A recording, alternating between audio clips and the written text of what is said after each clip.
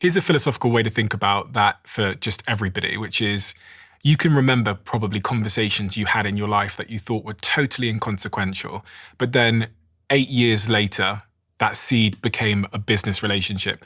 The example I always give is when I was 14, I applied for The Apprentice. They did this like junior apprentice on the BBC. And it's a long story, 35,000 kids in London and across the UK applying.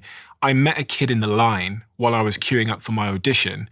And he said to me, oh, my dad runs this $500 million company. And I was like, yeah, whatever, like not interested. I went through the auditions. I didn't end up getting on in the show for whatever reason.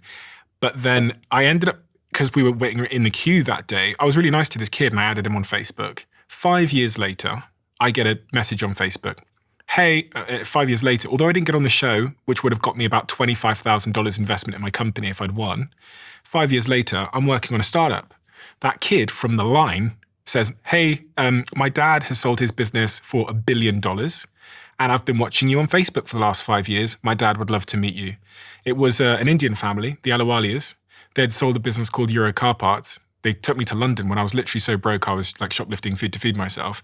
And his dad invested double what I would have won on the show into my business.